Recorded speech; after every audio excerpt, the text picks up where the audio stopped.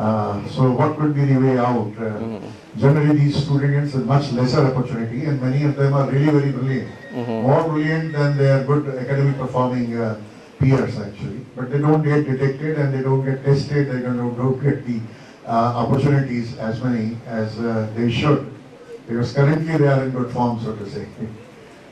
What course of action they could follow, what we could do, what could be the way out. This is one such. Okay. Well, this is a very interesting question and a very difficult question.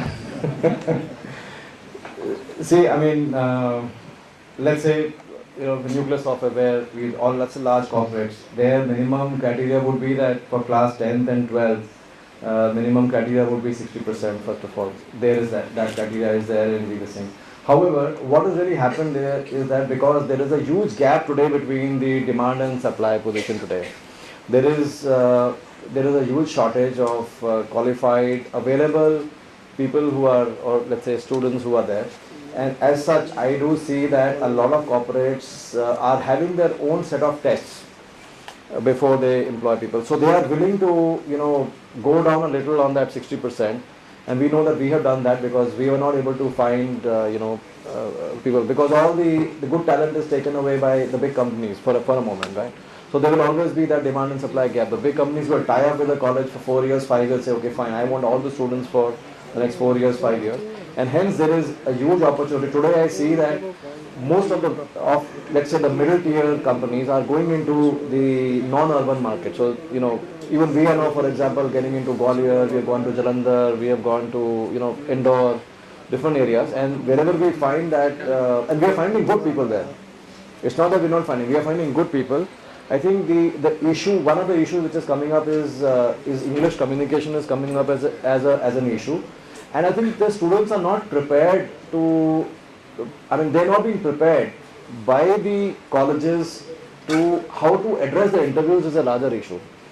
So when they come, half of the people their attitude is just not, since they're not trained, they're a little nervous. They're not able to communicate their strengths properly. I think if the colleges and if, let's say your college can focus on training the people on how to take these interviews, it will make a huge impact. They need to, firstly, be properly groomed, dress sense, because I've seen when we go to different colleges, people come with, brown shoes and black socks and red tie and blue shirt. So that doesn't gel. So the corporate, you need to, so either they should come in the college uniform with a blazer, well groomed, hair should be cut for the guys, right? And the grooming is important, how to communicate the message that what do you stand for. I find that a very basic question which are asked to people are not there. So for example, we ask somebody, who is the Vice President of India? We don't know. What is GDP of India? We don't know. So some 30-40 standard questions which are normally asked, which are all about general awareness, are extremely important, right? And something about the world affairs. So they need, because these are the questions which we normally ask. We will ask questions is what, let's say something related to political affairs in the country, or something which is happening, whether it's inflation or the Reserve Bank of India, what has it done? So some basic questions are not there, are not answered, and the students need to be, they need to do some kind of a role play and an awareness exercise of, let's say, some 20-30 set of questions which generally can be asked. And these are questions about current affairs, about the Indian economy, what is doing well, what is not doing well, how is the world moving. They are very simple questions, and people are not able to answer that. Very prestigious college which does a lot of branding in the Noida area, and I have not mentioned that name of the college. Very bright, as far as the name and all is concerned. And if you look at all the newspapers and magazines, it's in the top 10. But when we went to the MBA graduates, we called them to our office and we administered some 40 questions to them on general affairs and current. There was not a single person who was able to do more than 10. And they were very simple questions. So what is Sonia Gandhi? So she's chairperson of UPA, people didn't know. Who is the Vice President of India? People didn't know.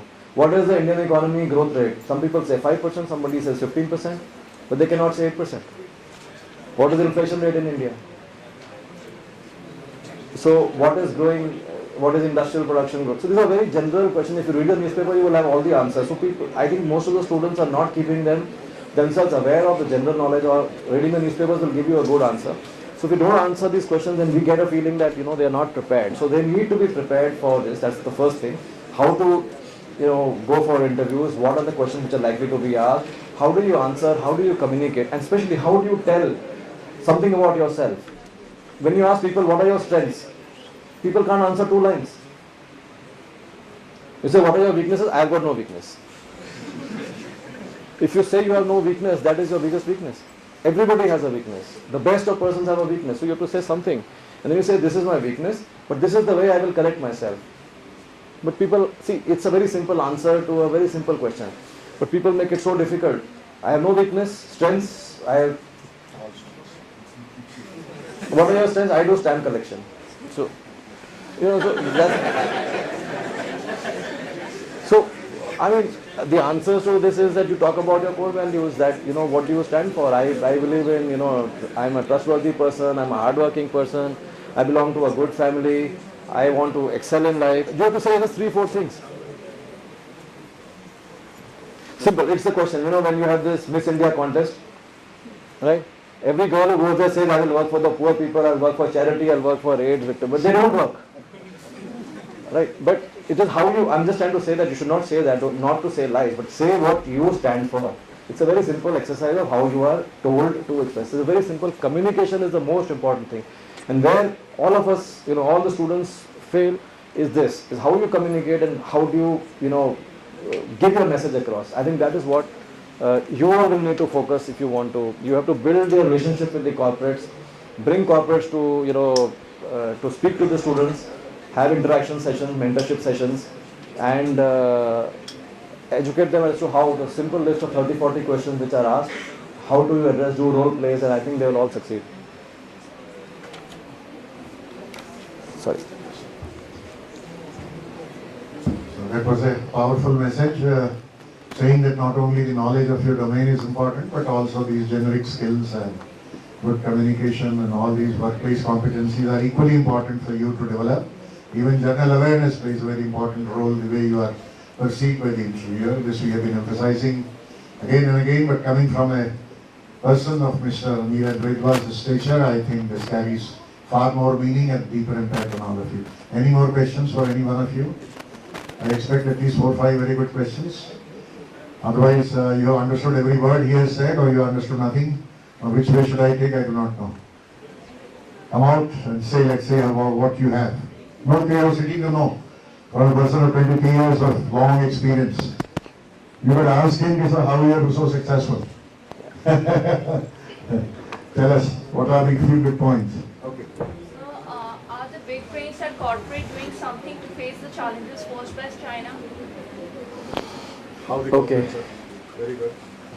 Okay, the answer is yes and no. The fact is that almost all corporates have realized that we have a huge problem in India and we are losing out. Especially in the IT industry, we started losing out. So if you see articles, Infosys has decided to set up a 20,000 seater in China. Why? Because there are people are available at half the cost, they can speak English and they have good quality, and Chinese government is giving all the SOPs. You will be surprised to know about NIT, which does the education on computers. 50% of their offices are in China. They have 500 outlets in China, and the Indian IT industry tells that NIT is not friendly to the country, but they are doing their job. So what the corporates have all decided together, and they have started thinking on those lines. Yes, we have a serious problem. So everybody is saying right now we have a serious problem. We have a serious problem, but they're not doing too much about it. So in NASSCOM, which is the apex software body, they have made a council. And I'm in one of those councils. So what we have done is that we have taken certain areas, let's say NCR, so Noida, Gurgaon, and we have taken Pune, Hyderabad, all the IT industry belts. And what we have said is that we need to focus on how can the corporates invest money into the education system, because ultimately IT industry, all the corporates have got a lot of money. And there is a guideline by the government of India, which is a FICCI guideline, that certain percentage of the annual profits need to go back into CSR, corporate social responsibility, and this is also a part of CSR amongst the very other things that one does. So some portion of it, it should get back into education system. So right now there are lots of strategies and planning exercise which is happening, and councils have been made as to how the industry can move one step ahead. and focus on the education system. So a lot of corporates have now started opening, education. For example, Nucleus has opened something called Nucleus School of Banking Technology. So every year some 300 graduates are passing out and they get guaranteed jobs in Nucleus or wherever else. Similarly, HCL has opened, Infosys has opened, Reliance is opened in education. So I see that a lot of corporates are now going to start getting into the education sector, which today is not in the corporate. It is by the today's education system is either the government of India or it is by non-corporates. So I see corporates getting into that. I see corporates investing a lot of time into getting the right quality of talent. Otherwise, one will lose to China, and not only lose to China, we will lose to Philippines, we will lose to Poland, we will lose to some Latin American countries. So there are all kinds of issues which are challenges one is facing. So it's now, I would say that it's in the drawing board stage and a lot of thought is now getting into this sector. And I do see in the next 1 or 2 years, a lot of corporate money is going to get into education system. And hopefully that will improve a lot of situation.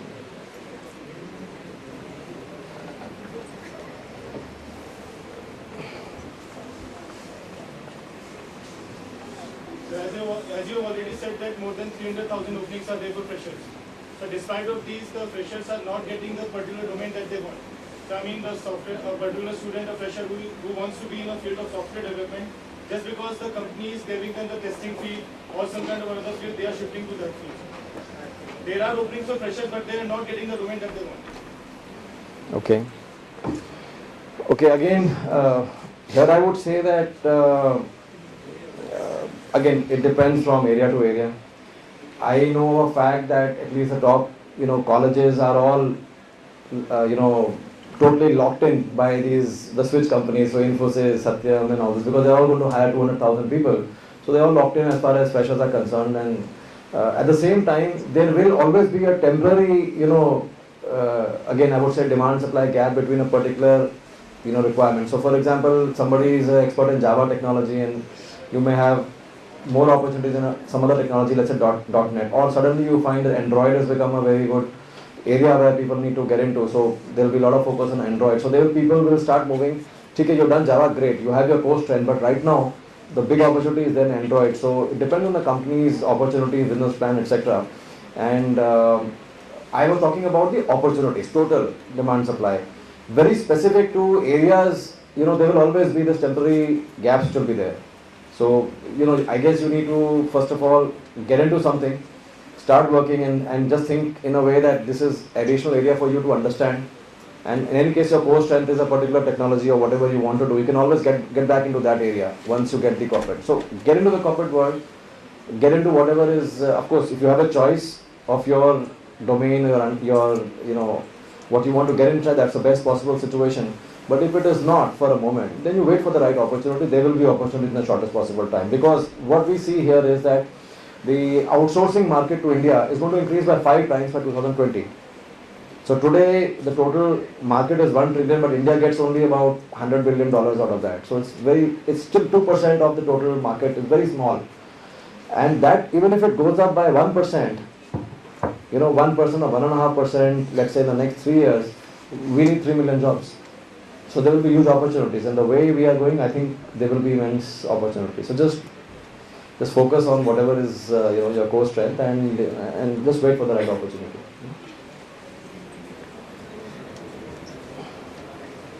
Yep. So I just want to ask how much it is important by which company you're starting and by which domain? How much it is? How much it is important by which company you're starting and in which domain? Generally we listen that just get a start, after it you will make your career. So is it important that we should choose the right company and the right domain according to our interest? Okay. See, this is catch-22 situation in any industry at any given time in your career. It's not about starting. You will always have this thing, this will always be there, whether I should work for Infosys because Infosys gives me a brand and a stamp, or whether I should work for a small company and grow. There is no, as far as we are concerned or corporates are concerned, it really doesn't matter. Okay, it is what work you have done and what are your results. That is what is most important. It does not matter because Infosys has 200,000 people, TCS has 200,000 people. So when we go for an interview and we do some lateral hiring, we don't see whether he is from Infosys or whether he is from TCS. If there is another candidate from maybe a much smaller organization, but has done something very good, and the results are showing, we would definitely look at that person in a much better way than what we would do with this thing. So it's important and not important. It really doesn't make a difference. Okay.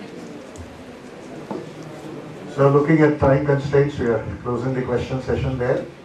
And as promised, it was very informative and very interesting talk by Mr. Niraj Wedwa, and I think you will all agree with me.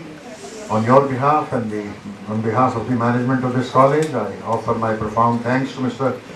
Niraj Wedwa for having spared time to come and talk to our students. It has been a tremendous learning experience for all of us. And I also must thank Mr. Darpan Jain, who is instrumental in bringing him here. Otherwise, we would not have had Mr. Niraj Wedwa on the campus. So, thanks to Mr. Darpan Jain also. We are partnering with Campus Mantra. And lastly, to the people who have organized this session, and most of it is due to all of you for being patient and inquisitive listeners. Thank you very much. You continue to be seated here for your next round of on the agenda, right? Thank you very much.